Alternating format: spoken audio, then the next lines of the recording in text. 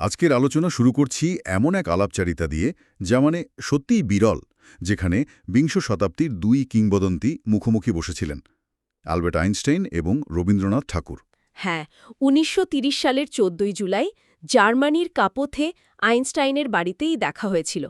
আর কি অসাধারণ একটা মুহূর্ত ছিল সেটা। আইনস্টাইনের জামাতা দিমিত্রি মারিয়ানোভ পরে লিখেছিলেন, মনে হচ্ছিল যেন দুটি গ্রহ আলোচনা করছে। ভাবা যায়, তাদের সেই গভীর কথাবার্তা পরে মডার্ন রিভিউ পত্রিকায় বেরিয়েছিল, আর সেটাই আজ আমরা একটু খুঁটিয়ে দেখব, তাই তো? একদম। আমরা মূলত ডুব দেব তাদের ভাবনা বিনিময়ের গভীরে, বিশেষ করে বাস্তবতা, সত্য, সৌন্দর্য, এইসব বিষয় নিয়ে। আর এই মহাবিশ্বে মানুষের চেতনা বা মন ঠিক কোথায় দাঁড়িয়ে সেই প্রশ্নে।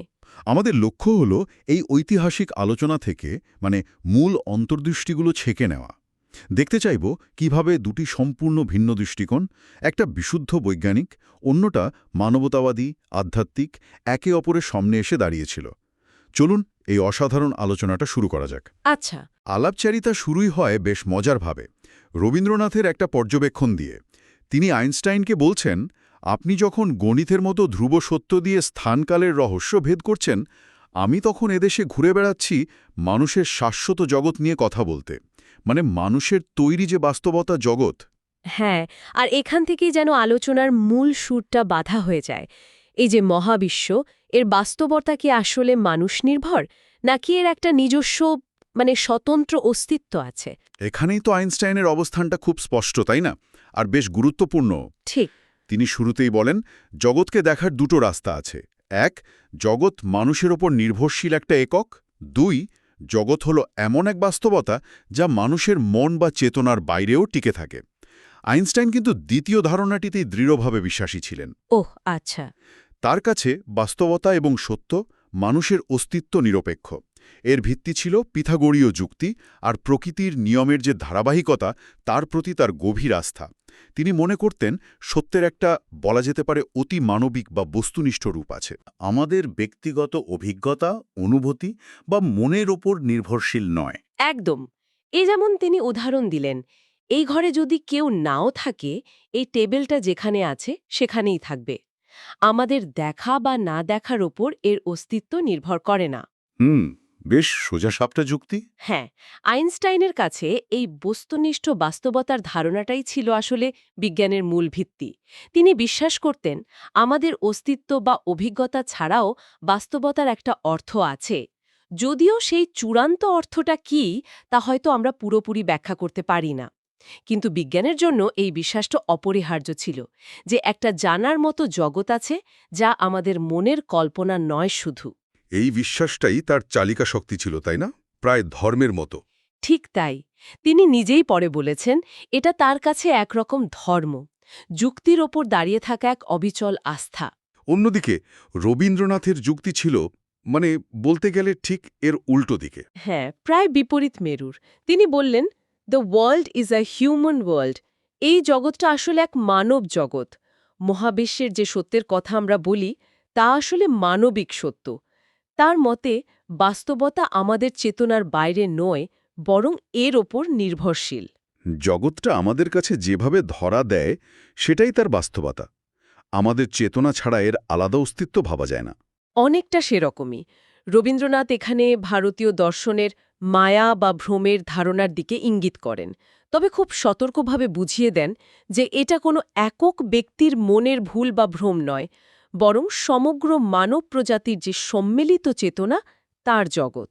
আচ্ছা, এটা গুরুত্বপূর্ণ পার্থক্য। হ্যাঁ, তিনি বলেন, সত্য বা সৌন্দর্যকে উপলব্ধি করতে হলে মানুষের মন এবং অভিজ্ঞতা অপরিহার্য। এখানেই তিনি বিশ্বমানব বা অতিব্যক্তিক সত্তার ধারণাটা আনেন। এই বিশ্বমানব বা অতিব্যক্তিক সত্তার ধারণাটা একটু বুঝিয়ে বলবেন?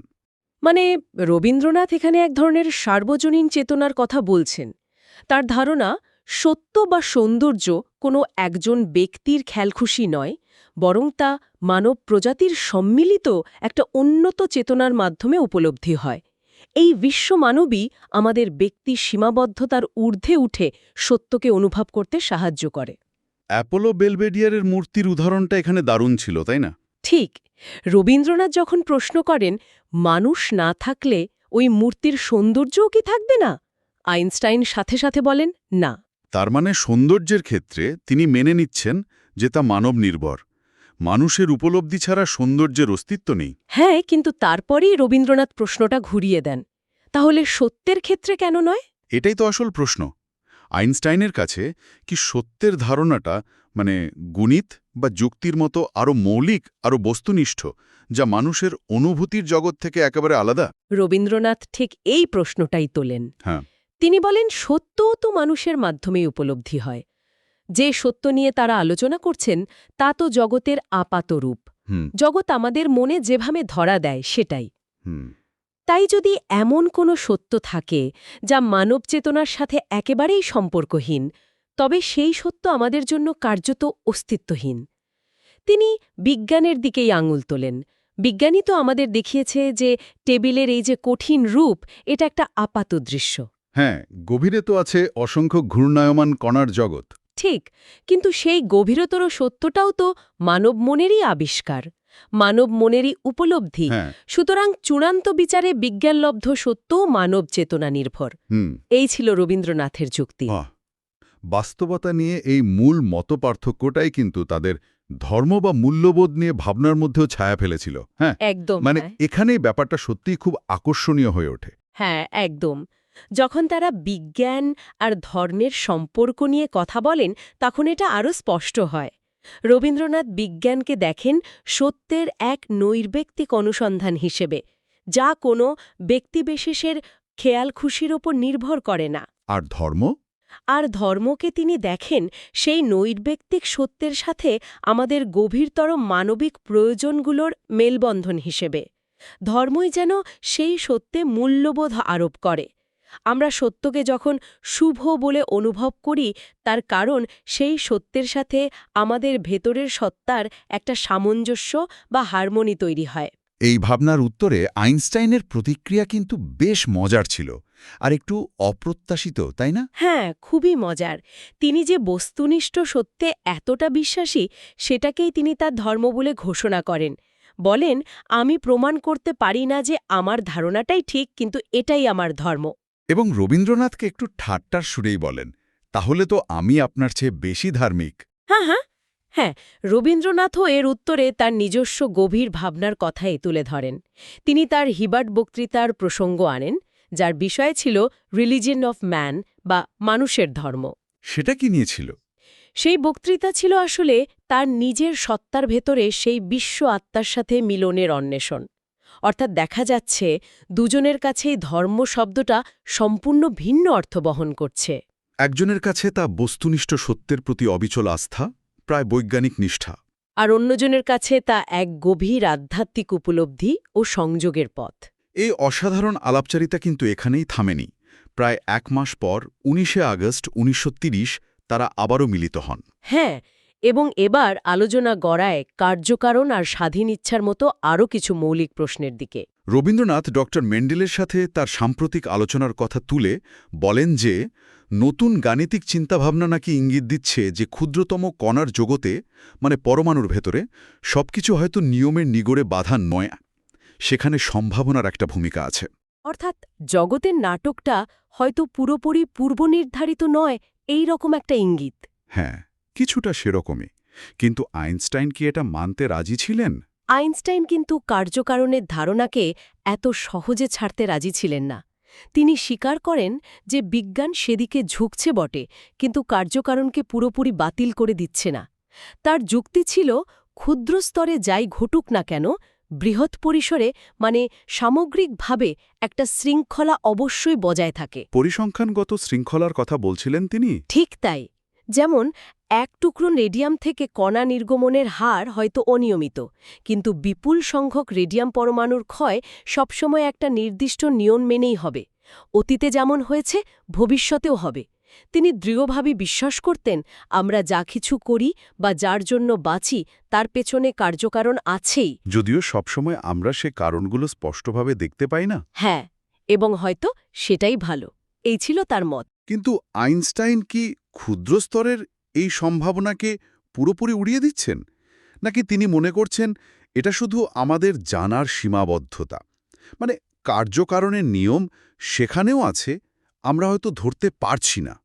আইনস্টাইন সরাসরি সম্ভাবনাকে উড়িয়ে দিচ্ছেন না, তবে তার ঝোঁকটা ছিল কার্যকারণের দিকেই। তিনি মনে করতেন এই আপাত বিশৃঙ্খলা বা সম্ভাবনা হয়তো আমাদের দেখার বা বোঝার অপূর্ণতার কারণে। যেমন মেঘের উদাহরণ তিনি দিয়েছিলেন। ও হ্যাঁ, মেঘের উদাহরণটা মনে আছে। দূর থেকে দেখলে মেঘকে একটা নির্দিষ্ট আকারের বস্তু মনে হয়, কিন্তু কাছে গেলে দেখা যায় তা আসলে অসংখ্য বিশৃঙ্খল জলকণার সমষ্টি। বৃহৎ শৃঙ্খলার ভেতরেও ক্ষুদ্র পরিসরে এমন বিশৃঙ্খলা থাকতে পারে, কিন্তু সেটা কার্যকারণের মূল নিয়মকে বাতিল করে দেয় না, বরং একটা বৃহত্তর প্যাটার্নের অংশ হিসেবেই কাজ করে। রবীন্দ্রনাথ এখানে আবার একটা অন্য ধরনের দ্বৈততার দিকে ইঙ্গিত করেন, তাই না? একদিকে মুক্ত প্রবৃত্তি বা আবেগ, হ্যাঁ, ফ্রি ইম্পালস। আর অন্যদিকে এক নির্দেশক ইচ্ছা শক্তি, ডিরেক্টিভ উইল, যা এই প্রবৃত্তিকে নিয়ন্ত্রণ করে, একটা সুশৃঙ্খল জগৎ তৈরি করে। তিনি মানুষের মনের উদাহরণ দেন। ঠিক, আমাদের আবেগ আকাঙ্ক্ষা হয়তো উদ্দাম বিশৃঙ্খল হতে পারে, কিন্তু আমাদের চরিত্র, আমাদের নীতিবোধ সেগুলোকে একটা সুরেলা সমগ্রতায় বাঁধে।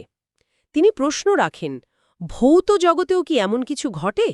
উপাদানগুলো কি স্বভাবে বিদ্রোহী, গতিশীল, আর কোনো উচ্চতর নীতি কি সেগুলোকে শাসন করে? আইনস্টাইন অবশ্য মনে করেন আধুনিক পদার্থবিদ্যার চোখে এই দুটি বিষয় মানে মুক্ত প্রবৃত্তি আর নির্দেশক ইচ্ছা পরস্পর বিরোধী নয়। হ্যাঁ, বরং একই বাস্তবতার ভিন্ন প্রকাশ হতে পারে, যেমনটা মেঘের উদাহরণে দেখা যায়। অর্থাৎ ক্ষুদ্র স্তরের আপাত স্বাধীনতা আর বৃহৎ স্তরের নিয়ম দুটোই একই সিস্টেমের অংশ হতে পারে। রবীন্দ্রনাথ তার এই স্বাধীনতা ও শৃঙ্খলার দ্বৈততার ধারণাটাকে বোঝানোর জন্য ভারতীয় সঙ্গীতের এক অসাধারণ রূপক ব্যবহার করেন। এটা খুব সুন্দর ছিল। হ্যাঁ, খুবই চমৎকার রূপক। তিনি বলেন, ভারতীয় সঙ্গীতে একটা নির্দিষ্ট কাঠামো থাকে, একটা নির্দিষ্ট রাগ, একটা নির্দিষ্ট তাল। এই কাঠামোটা শিল্পীকে মেনে চলতে হয়। কিন্তু এই সীমার মধ্যেই তার অপরিসীম স্বাধীনতা থাকে, নিজস্ব সৃষ্টিশীলতা দেখানোর, সুরকে অলঙ্কৃত করার, যাকে বলে ইম্প্রোভাইজেশন। একদম। শিল্পীকে প্রথমে সেই নিয়মের সাথে একাত্ম হতে হয়, আর তারপর তিনি সেই কাঠামোর মধ্যেই তার সঙ্গীত অনুভূতিকে স্বতঃস্ফূর্তভাবে প্রকাশ করেন। সঙ্গীতের এই ভাবনাটাকে যদি তাদের মূল দার্শনিক অবস্থানের সাথে মিলিয়ে দেখি, তাহলে ব্যাপারটা আরও স্পষ্ট হয়, তাই না? ঠিক, এই যে নির্দিষ্ট কাঠামোর মধ্যে স্বাধীনতা, এটা যেন অনেকটা রবীন্দ্রনাথের মানবকেন্দ্রিক বাস্তবতার ধারণার মতো, যেখানে কিছু সার্বজনীন মানবিক নিয়ম বা চেতনার কাঠামোর মধ্যে থেকেই ব্যক্তি তার জগৎকে উপলব্ধি ও নির্মাণ করে। এটা পাশ্চাত্য সঙ্গীতের থেকে বেশ আলাদা। তাদের আলোচনা অনুযায়ী পাশ্চাত্য সঙ্গীত নাকি অনেক বেশি সুনির্দিষ্ট, কঠোরভাবে নির্ধারিত। হ্যাঁ, আইনস্টাইন যেমনটা বলেন, সেখানে গানের বৈচিত্র্য বা ভ্যারিয়েশনগুলিও অনেক সময় আগে থেকেই নির্দিষ্ট করা থাকে। রবীন্দ্রনাথ এমনকি এও মনে করেন যে পাশ্চাত্যে কখনো কখনো হারমোনি বা ঐকতান মূল সুর বা মেলোডিকে প্রায় গ্রাস করে ফেলে। তিনি বাংলা কীর্তন গানের উদাহরণ দিয়েছিলেন। কীর্তনে মূল গানের কাঠামো থাকলেও গায়কের স্বাধীনতা থাকে তাৎক্ষণিকভাবে নিজের ভাব অনুযায়ী নতুন পদ বা মন্তব্য যোগ করার। হ্যাঁ, আর এটা শ্রোতাদের মধ্যে দারুণ সাড়া ফেলে, কারণ তারা শিল্পীর কাছ থেকে এই স্বতঃস্ফূর্ত সৃষ্টিশীলতারই আশা করেন। গায়ক সেখানে শুধু সুরকার নন, তিনি নিজেও একজন স্রষ্টা। এই আলোচনা সঙ্গীতের আরও একটা গভীর প্রশ্ন তুলে আনে কিন্তু। এই যে সঙ্গীতের অনুভূতি, যেমন কনসোনেন্স বা স্বরসঙ্গতি শুনে ভালো লাগা আর ডিসোনেন্স বা স্বরবিরোধ শুনে খারাপ লাগা, এটা কি মানুষের সহজাত, নাকি আমরা একটা সাংস্কৃতিক প্রথা বা কনভেনশনকে গ্রহণ করি? মজার ব্যাপার হলো, আইনস্টাইন এবং ঠাকুর দুজনেই স্বীকার করেন যে পূর্ব বা পশ্চিম কোনো জায়গারই সত্যিকারের ভালো সঙ্গীতের প্রভাবকে বিশ্লেষণ করা বা তার কারণ ব্যাখ্যা করা খুব কঠিন। আইনস্টাইন তো এক ধাপ এগিয়ে এও বলেন, তাদের সামনে টেবিলে রাখা লাল ফুলটাও হয়তো তারা দুজন একইভাবে দেখছেন না। হ্যাঁ, উপলব্ধির স্তরেও এই ব্যক্তিনিষ্ঠতা থেকেই যায়। তাহলে এই দীর্ঘ গভীর আলোচনার সারমর্ম কি দাঁড়ালো? মানে what does this all mean? এই অসাধারণ আলাপচারিতা আমাদের সামনে কিছু মৌলিক প্রশ্ন আর তার সম্ভাব্য উত্তর নিয়ে দুই বিপরীত চিন্তার জগৎকে দাঁড় করিয়ে দেয়। ঠিক, বস্তুনিষ্ঠ বাস্তবতা বনাম মানবকেন্দ্রিক সত্য, বিজ্ঞানের পথ বনাম আধ্যাত্মিকতার পথ, নিয়তির বাঁধন বনাম স্বাধীন ইচ্ছা বা সম্ভাবনা। দুই ভিন্ন ক্ষেত্রের দুই মহান প্রতিভার মননের এমন সরাসরি সংযোগ সত্যিই এক বিরল অভিজ্ঞতা। একদম। এই মৌলিক প্রশ্নগুলোর কোনো চূড়ান্ত নিষ্পত্তি করা উত্তর এই আলোচনায় পাওয়া যায়নি। আর হয়তো পাওয়া সম্ভবও নয়, কিন্তু এই আলোচনার আসল সৌন্দর্য বা মূল্য লুকিয়ে আছে এর প্রক্রিয়াটির মধ্যেই। কিভাবে দুটি ভিন্ন বিশ্ববিখ্যা, একটি ভারতীয়, অন্যটি ইউরোপীয়, একটি বৈজ্ঞানিক যুক্তিনির্ভর, অন্যটি শৈল্পিক ও আধ্যাত্মিক অন্তর্দৃষ্টিপ্রবণ, মুখোমুখি হল।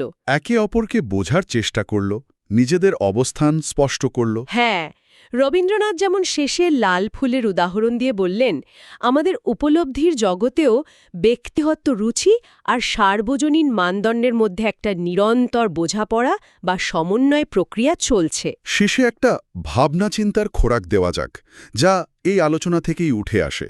আচ্ছা, সঙ্গীতের রূপকটা যদি আরেকটু এগিয়ে নিয়ে যাই, যদি ধরে নিই আমাদের বাস্তবতার উপলব্ধিও অনেকটা সঙ্গীতের মতো।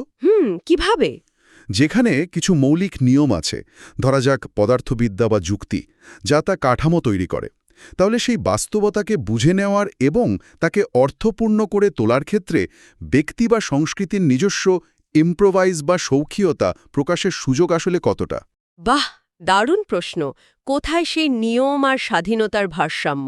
ঠিক, এটা এমন একটা প্রশ্ন যা আইনস্টাইন আর রবীন্দ্রনাথের এই ঐতিহাসিক কথোপকথন আমাদের নতুন করে ভাবতে উস্কে দেয়।